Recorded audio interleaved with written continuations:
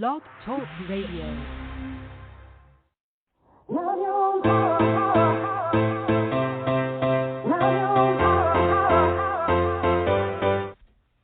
Chatting with Nat is a podcast for independent women seeking to speak their truth and to break down barriers. We host honest conversations that help to guide and empower women. Speak your truth and set yourself free. Let your voice be heard. Hi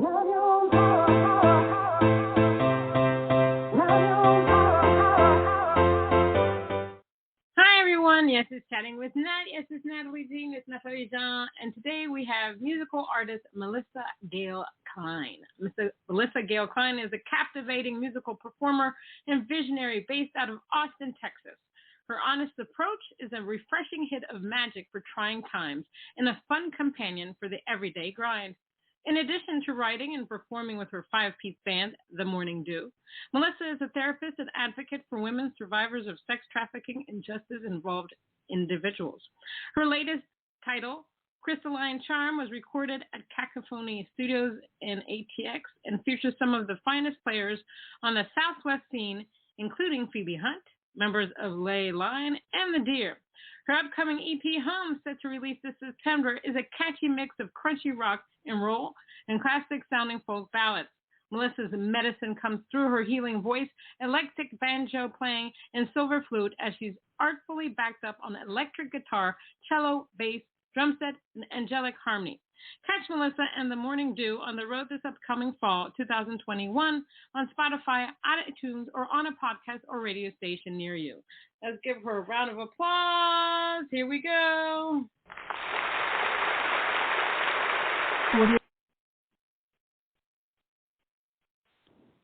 Hi, Melissa. How are you? Hi, I'm good. Thanks so much for the introduction. Happy to be here.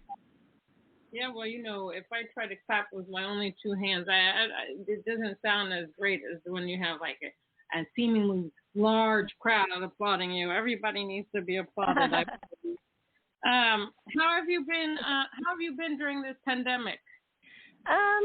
Well, I've been doing pretty well, all things considered. Luckily, I've been healthy and had still some community and friends around me, so I haven't been super isolated like some of the people around have been. So I've been grateful for that. Awesome. Did you do any live streaming? No, I had some resistance to live streaming. Now I've been starting to dabble in it a little bit, but I didn't do too much during the pandemic. Now, one of the questions I ask a lot of people is that during this pandemic, you know, it was a year, and we're actually still in it because now, you know, they come Delta variant, this variant, that variant. We had time to really self-reflect, to really think about who we want to be in this world. I think everybody and anybody did that. But most importantly, I know a lot of musicians, artists did that. You know, they wanted to see who and what they were as artists. They wanted to see a lot of people changed, you know, how they wanted to be represented as artists in this wonderful music industry of ours. During the pandemic, did you take time to self-reflect? Did you change any ideas of how you want to be perceived as an artist? Yeah, that's such a good question. I was pretty bummed that I couldn't perform and had been working on an album and was ready to release it, and I was super excited, and I felt like my band had a lot of momentum right when COVID happened. So I got a little bit sad, a little bit depressed, I guess, for probably about a month, 2 months, and then I did do quite a bit of soul searching, you know, what do I want to stand for? What do I want my music to be about? You know, I thought about my band, and I did come to some good conclusions and kind of a new way of connecting with the music. I think really ultimately a more heartfelt kind of grounded approach. I stopped trying so hard to like be something or be someone other than I am, and started being just more authentic. That is awesome. So, That's awesome. Because one of the things I keep posting about, I do all these inspirational quotes every morning, and one of the things that keeps popping up for me is the authentic stuff, authenticity, real self, be you, speak up, speak your truth. It's really important, I think, in today's world that our voices are heard, and and as artists, every time we sing or we write songs about things that have happened in our lives or things that we see around us, like social impact message songs, I think it helps the world, it helps the community, because music is the one thing that we know that can heal. I mean, music can be used for when you're happy, you're angry, you're sad, you're joyous, all those kinds of things. You're in the mood to dance. You're just in the mood to just be in serenity. So we have that power. How important, though, is it for you to really be authentic? Are you afraid to really put yourself out there? How important is that to you? Yeah, I think like every artist, I have my times when it's easier and times when it's harder.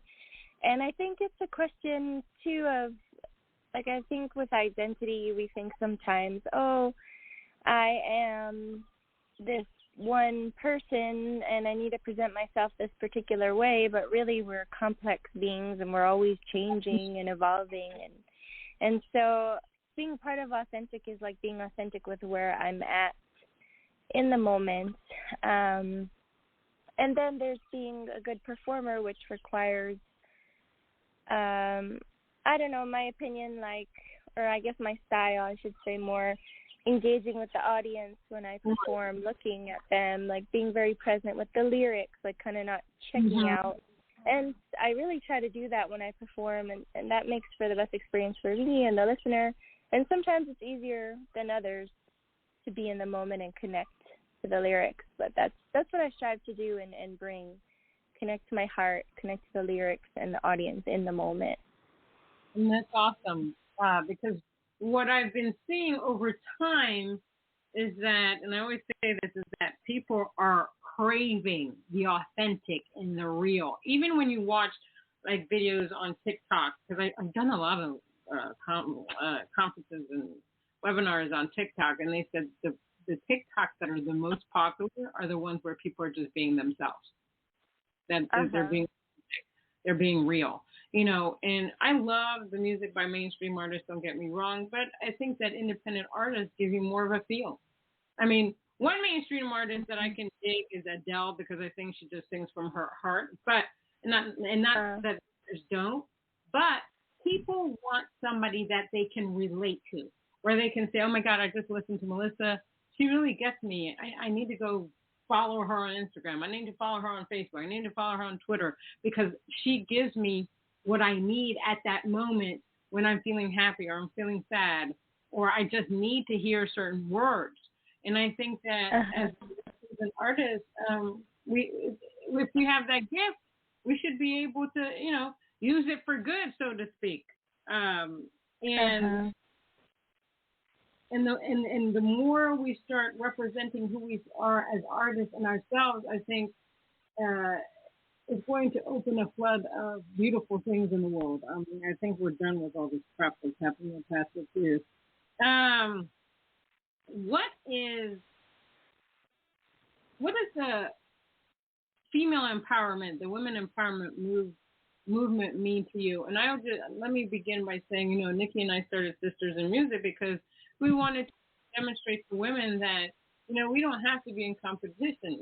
Together we are stronger. We want to be here to lift everybody up, and we want to show everybody that we're all on the same platform. I don't care if we're all doing the same genre. I know I'm not in competition with anybody, not because I think I'm the best, but because I know that there are people that are just as good as me or even better than me.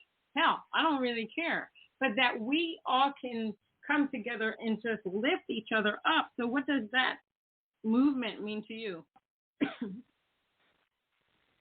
Yeah, I think it's super important to come together and lift each other up, and sisterhood is so important to me personally in my life, my friends, my fellow musician sisters who inspire me and challenge me and motivate me and help me in many ways. So I think just being a woman and leaning into those connections and being a support for other women is so important. And I'm all about it. I mean, sometimes I have my moments and stuff with the competition, energy, or jealousy, those kind of like lower vibration stuff, because I'm a human and it comes up. But I think when that stuff comes up, it's just like giving myself compassion and realizing that, like you're saying, it's not about that. We all have our place. We all have our gifts, and to really honor who we are and our gifts and our unique voice, we need to just kind of get out of our way sometimes and appreciate what we have to offer and know that nobody else has what we have to offer. We all have a place. And so staying with that kind of helps me not get too much like sucked up into the competition and that kind of thing. So, you know, in this music world, there's so many different genres. What was it in your life where you were like, oh my gosh, this is the genre I want to do. I just want to do music. Was it a show? Was it something that you're watching on television? Was it something that you heard where you were just like, the music is me? I don't. For me, it wasn't like any particular moment. I grew up with my mom is very into music, so when we were riding in the car, I grew up on Long Island. There was lots of long car rides here and there, and so when we were in the car, it was like we were listening to music and nobody was talking. I was like, why? It's like if you're talking, it's like, why are you talking? Like my song is on, and so I got this really like strong message of just music is very important. It's very essential. And like my favorite musician, I think when I was 6 years old, was Buddy Holly. Oh, wow. And then growing up, it was like, Bob Marley, of course, and Crosby, Stills and Nash, and Joni Mitchell, and all like the 60s and 70s music, Van Morrison, that my mom growing up in New York put into my brain.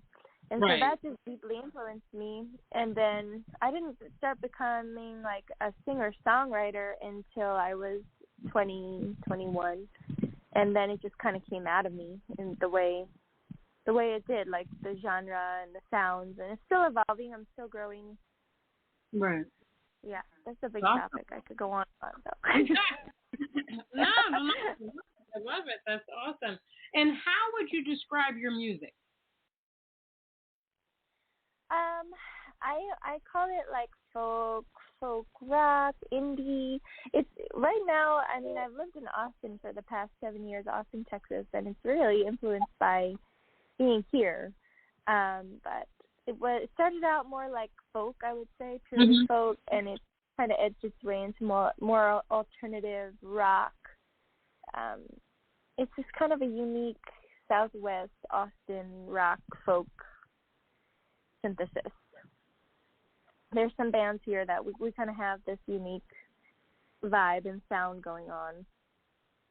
That's awesome. Yeah, and then recently I've been getting into Latin music and trying to incorporate more, just like there's some Mexican artists and Brazilian artists that I've been really into, so just trying, like playing with rhythms and melodies and bringing into new feels and grooves to it too, which you'll hear on my new EP.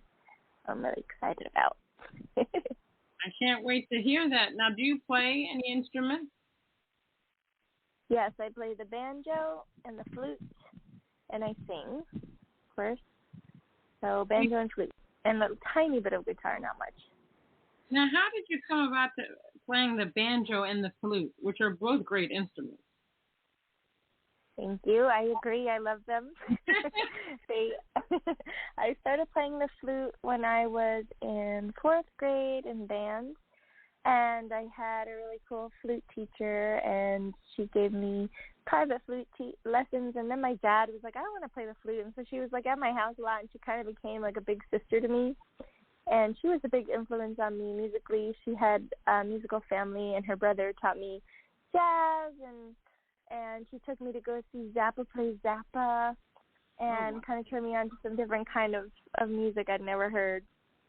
And then the banjo, so I want to say one more thing about the flute. So I played classical flute, and then when I went to college, I met some people who played guitar, and I started jamming with them on my flute. And I was like, oh, you don't have to read music off of a page. You can just, like, use your ears and jam.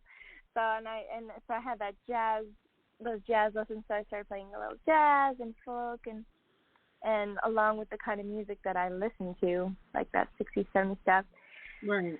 And then I started playing the banjo in Hawaii, which is its own story, but I met these really cool sailors who lived on a wooden sailboat that they had helped build, and they sailed it all the way from Washington to Hawaii. And I met them. I was like my traveling phase, and stayed on the boat overnight. And one of them, his name's Emmett, he played the banjo, and it was so awesome. I'd never heard the banjo. Like, I'm from New York, and I guess you play the banjo in New York, but it's not very common. And I was like, what is this instrument? Like, it's so beautiful, and he's playing all these songs that I love, like Paul Simon songs, and I always thought the banjo was all like honky tonk or bluegrass. I didn't know anything about it, and I just like fell in love with it and got one and started playing all the time. That's awesome. Let me tell you, I give you kudos for being able to play an instrument. I tried to play the guitar. I took lessons. I felt like contortionist. My body was just like, no, the great instrument is not for you. And so my instrument obviously right now is my vocals obviously. But I did play keyboard, and I do this all the time when I'm on the show. I'm going to open the book so I can learn how to play the smart keyboard, because I think it's essential.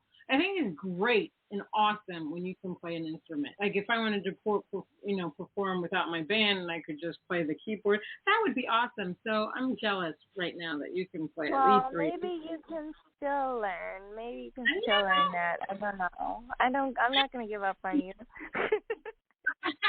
I'm going to do it. I just got to get motivated. Maybe you didn't find your instrument yet.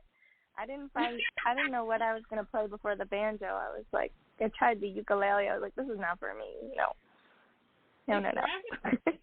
It gravitated towards it. It's like, here I am, play me. I know that when I first started thinking about getting into the music industry, I was like, oh my God, I was very shy. I was an introvert. I'm no longer that way. But, and I was just like, oh my gosh, how am I going to perform in front of people? Because I was really shy. And the first time I performed was at a CD release party, and I was just, oh my God, I was so nervous, but I got through it. And the way that I got through is I tried not to care what the audience thought. And in my own spiritual mind, I'm like, I'm just going to give them the best of me. We're going to have a good time, and that's it. And that's how I was able to overcome my fears of performing live. How have you been able to overcome, if you had any fears, performing live? I've always kind of been a performer. It's kind of my personality. So I'm just one of those people. But I still do get nervous, of course. Like right before a show, I'll be like pacing around, like going to the bathroom, like fixing my hair and whatever. But taking deep breaths, Sometimes I had a show at a venue, like for an opening for a bigger artist, and I was in the city downtown, and I went outside and walked around the block first and just took some deep breaths and try to center myself. So, but I like performing. I actually feel like at home when I'm performing in front of people, I know people are listening to me, so I can fully express myself. It's it facilitates me feeling like I can express, and it's comfortable actually. So do you prefer a more intimate setting, or do you like a large crowd?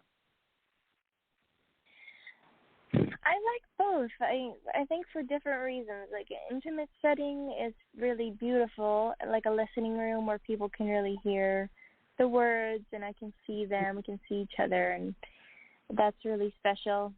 And in the bigger rooms or with more of a crowd, people dance sometimes. I kind of gear the shows differently. Like I'll set up the set in a different way. And recently, right before COVID, we had a fun show where it was a bigger crowd and people were dancing. So that was really cool, too. It's different. Some people, I think, were listening to the words and heard all the words, but other people were just kind of like dancing and having a good time. So I guess both. Hard to choose. All right. Well, that's a good answer. So we're going to play your song, Did I Wish? Tell me what that's about. Yay, thank you. It's one of the first songs that I wrote when I started writing songs.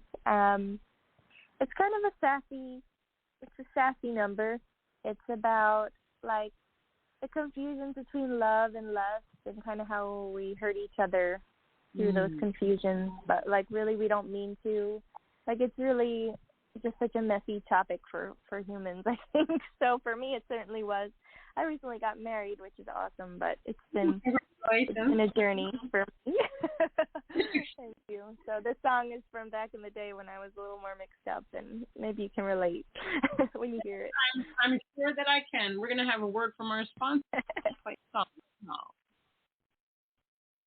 Hi, it's Jordan and Madison, and we're Jay Madison out of Nashville, Tennessee. We'd love to tell you about B Squared Management, artist services by artists for artists. Get your press, branding, single release, and sync success plan now at bsquaredmgmt.com. And listen up to our latest single, Down, now on Spotify.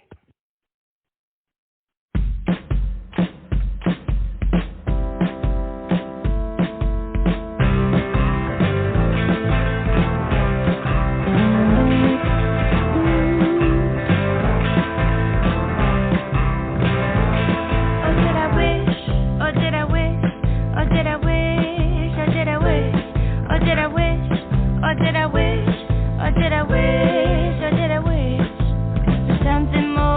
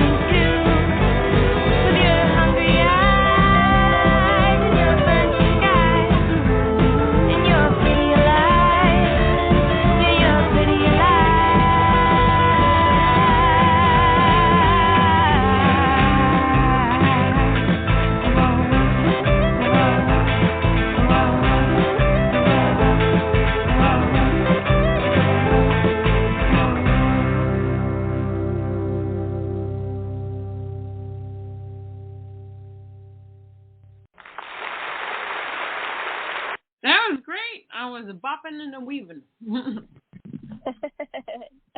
That kind of jam. Thank you. Lots of love, lots of fun. How supportive is your husband of your music career? Oh, he's super supportive. Let's see. The last show he came, he sold my merch for me. God bless. Oh.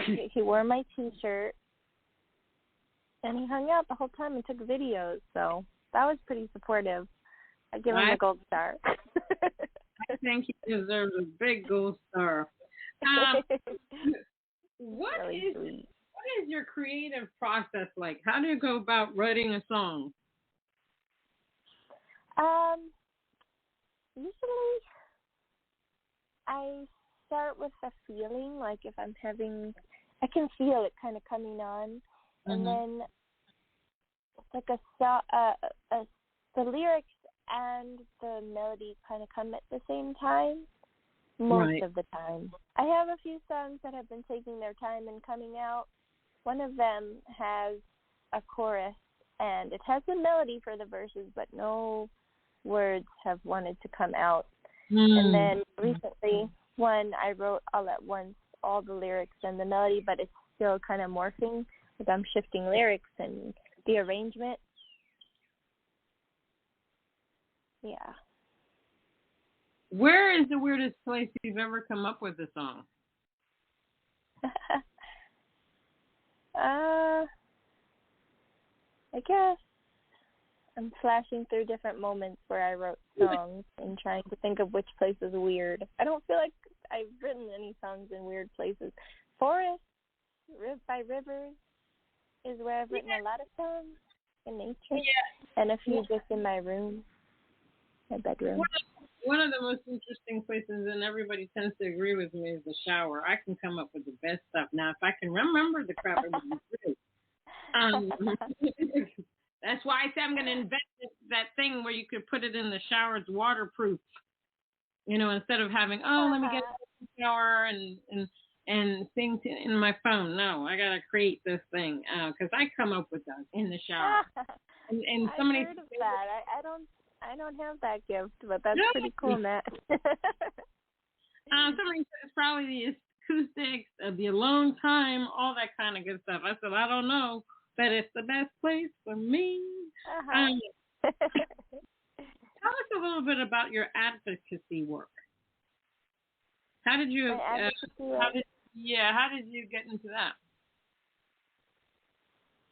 Well, I started doing volunteer work with an organization called Truth Be Told here in Texas, which brings people into prisons and jails to listen to women tell their stories.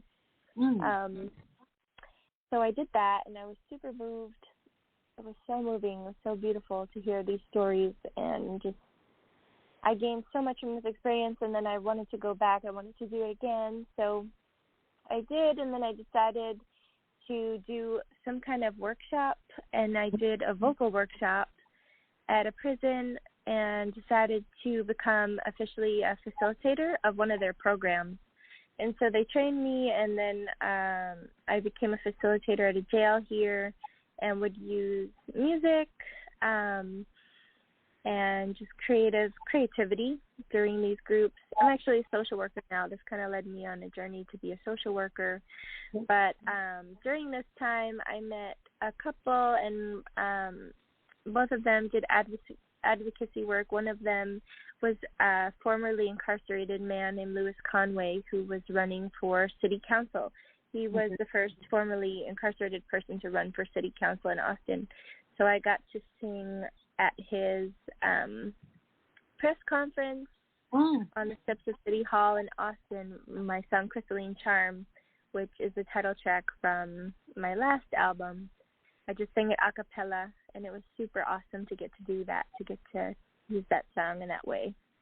That's very awesome. Wow. Thanks. It was super great, super cool experience. And why did you decide to get into social work? Why did I decide to get into social work? Yeah. Well, I was doing that volunteer work, and I decided that I wanted to go back to school. It kind of came to me. I was really opposed to going back to school for a long time, but it just kept coming to me. I want to study. I want to go back to school. I want to focus on a career besides music, because I was doing my music. And so now I have 2 careers, and I'm really busy. So it's great. It's great. But, yeah, I'm a social worker. I graduated last summer, and now I am a therapist, and I work at a house for women survivors of sex trafficking, and I love it. It's awesome. It's an awesome job. I'm very grateful. I'm glad that you follow your intuition. That's fantastic. Some people, something you saw them, you got to do this. They turn their ears so that they don't hear it. It's great that you're following it. That's very inspirational. What is the one thing you had known about the music industry before you got into the music industry? You said what's the one thing that I would have liked to know? That you wish you had known before you got into the music industry. I don't know. I feel like I'm still learning, really. I think I didn't realize, I guess, going into it, how much work it takes outside of just, like, being a musician, because there's a lot of to do to, like, with having a band, with performing, with putting your content out there, and just putting yourself out there. So and then, of course, there's just the work of being a musician and playing and practicing and being inspired and being true to yourself, which is its own thing that's separate from kind of the business part of it. Amen, hallelujah. You just said the biggest things. It's funny when a lot of people start getting into the music industry, they're like, oh my God, this is so much work. They see all the glory that a lot of people have once they're doing their thing, but this is a lot of work. It's 24/7. You have to put yourself out there. You have to be on every darn social media site. You have to keep posting. Sometimes you find anything to post, or you make something up. You look for things to say, because you have to be relevant. You have to keep people engaged with what you're doing, and it's just crazy. It's crazy busy. Yeah. So how do you how do you maintain your social media sites? I always like to ask how people do that, because that drives me crazy. I started doing it more during COVID. Before that, I was doing it a little bit. I had my Instagram and my Facebook, and I have a newsletter, and I really just, now that I've been doing it for a while, I have a little bit of, like, a sensibility around it when I feel that something would be interesting to other people, and just when I feel it, like when I feel like I want to share something, I do, and I try to keep up with it, and I kind of go in phases. At least, twice a week I post something, but I try to do it when I'm inspired about it, and not just, like, to do it. Even though I'm probably supposed to, like, have more game around it, but I'm not there yet. I hear you. Okay, so we're going to play your song, Crystalline. Tell me what that is about. Yeah, Crystalline Charm. That's the one that I was talking about, that I got to play in the Septa City Hall, and I also sing it for the women at prisons and jails. And it's just, to me, it's kind of like a hymn. It's just a beautiful, uplifting message that helps me too. It helped me when it came through, and it helps me when I sing it. And it's the title track from my 12-song album that I released last October. So I hope y'all will check it out. Awesome sauce, let's live.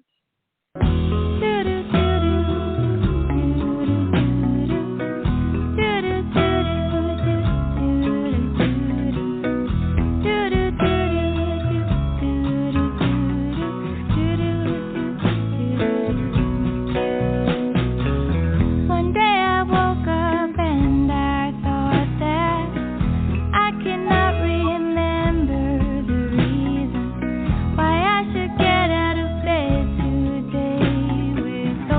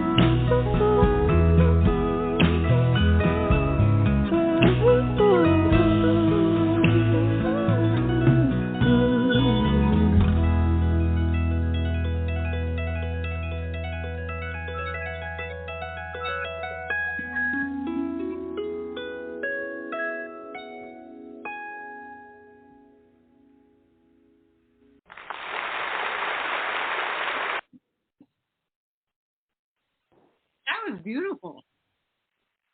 Thank you. I really like that. And I like the ending. Beautiful, beautiful. Fantastic. Thank you. What advice would you give for somebody trying to break into this industry?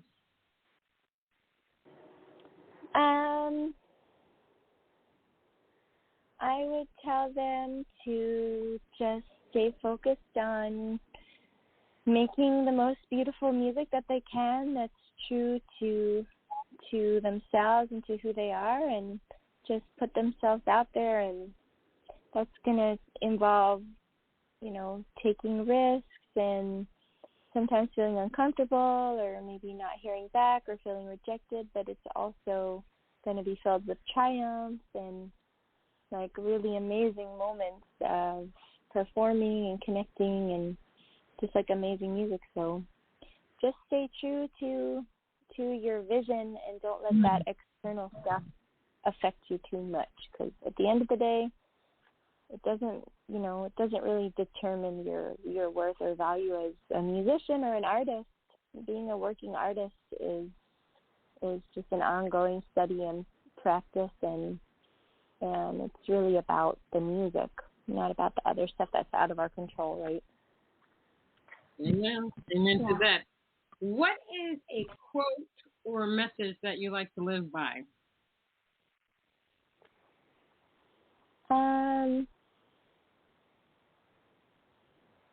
There's a Ram Dass quote that I used. I kind of borrowed some of it for a lyric for the title track for my upcoming album, and it's that we're all walking each other home. And so I really like that quote. We're all helping each other learn and grow, and like home to me is just a feeling that we can embody and feel inside of being at peace and feeling like we belong and feeling connected to ourselves and the divinity in all things. I really like that quote. Awesome. I like it too.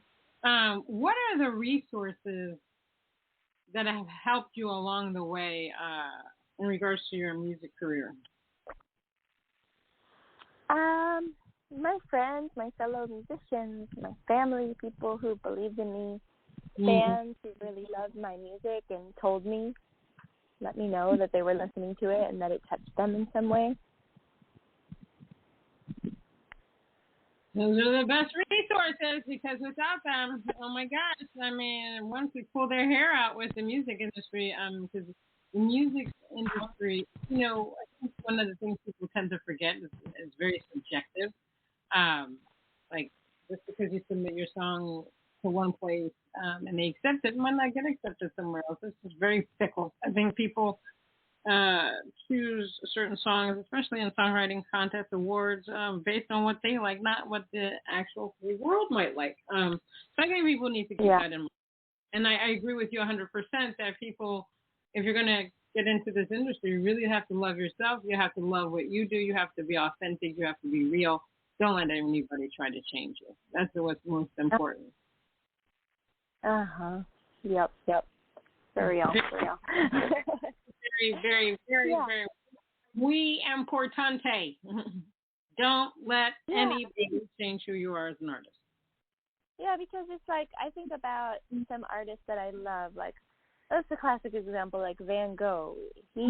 Everyone thought he was totally nuts and like didn't like his artwork while he was alive, or the musician Nick Drake, who I adore and love his music. I don't think he was aware of how amazing he was when he was alive. I don't think he had a lot of success, and I've heard stories of it. I don't know, not an authority on it, but the stories I heard were that he was like bummed because he thought he wasn't good because nobody like expressed that he was good to him. I don't really know, or he just wasn't comfortable performing or wasn't such a good performer. He like tuned his guitars a lot. That's what I heard. But he's amazing. Like his music is pure like magic. So it's just like we have to believe in what we're creating. We're channeled for this music, and it feels good, and it's beautiful, and it's uplifting, and that's what it's all about. And not everybody's gonna love it. It's not gonna be everyone's cup of tea, but for me, there's musicians that I love, and their music like saves my life, and They're not like world famous per se. Some of them are, but some of them aren't, and it doesn't matter. It's like their music's amazing. So, amen to that. Well, Melissa, yeah. Thank you so much for being on Chatting with Nat. It has been truly my honor to have you on the show. Thank you. I appreciated receiving your passion for music and your enthusiasm. So thanks so much for having me on. Thanks everybody for listening and hearing my tunes. Hope you stay connected. Yes, you can find Melissa at www.melissagailklein.com, and I can't wait to hear your album coming out in September. I can't wait to hear the Latin vibes in it. I think it's going to be completely amazing. Thank you so much. Yeah, we're going to go on a little tour. We're going to be posting up stuff on Instagram. So, yeah, go to my website and come see us play. Awesome. All right. Well, you heard it here on Chatting with Nat. This was musical artist Melissa Gail Klein. She's awesome. Check her out. Until next time.